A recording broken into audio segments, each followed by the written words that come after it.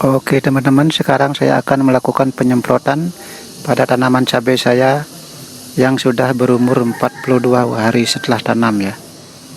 42 hari setelah tanam. Ini obat yang saya gunakan yaitu Nevos ya. Ini mengandung simoksanil ya, untuk menanggulangi bercak daun.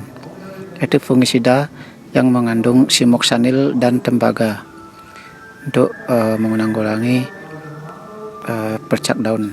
Kemudian KCl cair yaitu super kalium ya, untuk pembentukan bunga dan buah, karena sekarang bunga sudah mulai bermunculan ya.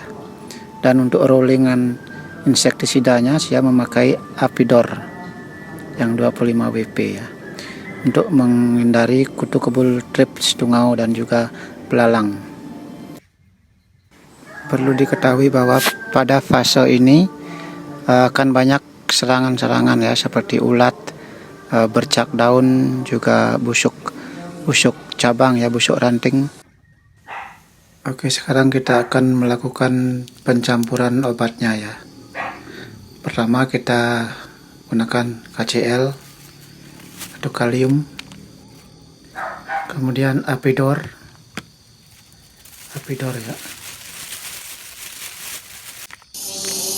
Kemudian Nevos ya, yaitu fungisida yang berbahan aktif simoksanil untuk menanggulangi ataupun mengobati bercak daun. Sekarang kita akan melakukan pencampuran. Itu pertama kita kasih dulu Nevosnya. Ini untuk dosisnya 2 gram per liter ya. Karena saya nyemprotnya sekarang 10 liter, jadi saya kasih 2 sendok ya.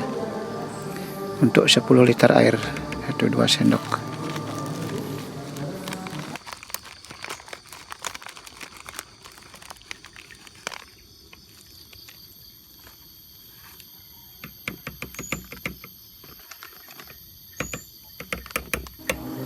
Kemudian Apidor, yaitu 1 gram per liter ya.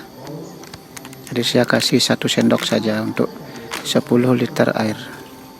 1 sendok untuk 10 liter air. Kita aduk dulu sampai rata ya.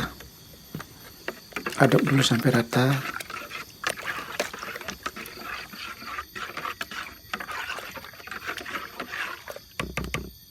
Kemudian yang terakhir kita tambahkan yaitu KCl cair ya, atau kalium. Ini untuk nutrisi untuk pembentukan bunga dan buah.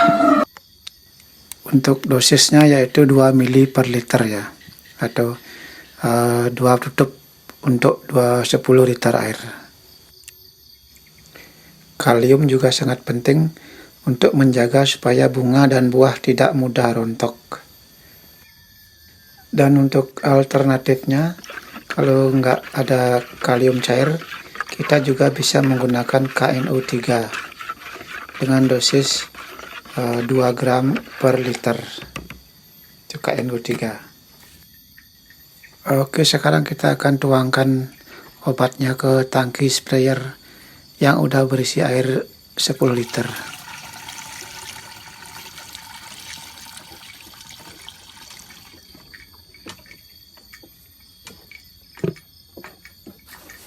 Sekarang kita akan melakukan penyepraian ya. Untuk penyepraiannya seperti biasa, usahakan semua kena ya, terutama di bawah daun sama di atasnya, biar penyakit ataupun bakteri dan juga hama-hama yang bersembunyi di ketiak daun yang di bawah daun itu bisa kena juga, supaya nanti dia tidak bersembunyi dan akan terus menggerogoti tanaman kalau nggak dibasmi secara tuntas. Inilah metode perawatan cabai yang saya lakukan ya teman-teman. Video saya akan terus berlanjut. Bagi teman-teman yang mau belajar, silahkan diikuti semua video saya supaya hasil panen kalian ya setidaknya dapatlah ya untuk balik modal ataupun dapat sedikit untung dari tanaman yang kita rawat ya.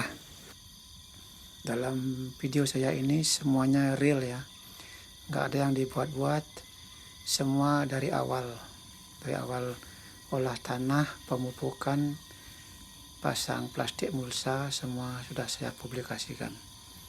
Nanti hasilnya juga akan saya publikasikan gimana, karena dalam budidaya cabai kita tidak bisa hasilnya mulus ya, karena pasti ada satu atau dua yang terserang kuning, mengkerut atau kerdil ya, pasti ada.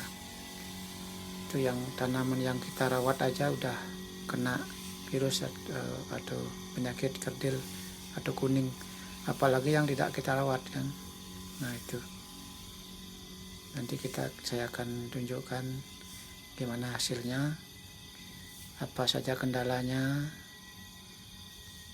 Dan kalau serasa bermanfaat bagi teman-teman, silahkan diikuti cara saya ya. Kalau tidak ya ada banyak youtuber lain yang menawarkan hal-hal yang lebih simpel atau lebih mudah dalam perawatan cabai, silahkan. Karena setiap daerah maupun setiap lahan itu berbeda ya, tidak sama. Ada yang lahannya di dataran rendah, ada yang di dataran tinggi, nah itu sudah pasti cara perawatannya berbeda. Ada juga tanahnya yang subur, dan juga ada tanah yang asam ya, pasti akan beda.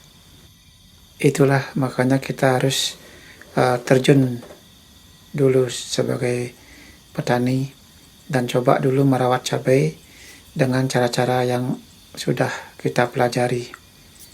Nanti masalah hasil nanti belakangan, yang penting kita tahu ilmunya dulu, gimana perawatannya, apa yang harus kita lakukan kalau cabainya terserang hama atau apapun. Seperti orang bilang ya, pengalaman adalah guru yang terbaik. Makanya kita harus banyak-banyak untuk mencari pengalaman dan mencari tahu apa saja yang kita perlukan untuk merawat cabai. Dan setidaknya kita tahu jenis-jenis fungisida, jenis-jenis bahan aktif yang harus kita pakai ya.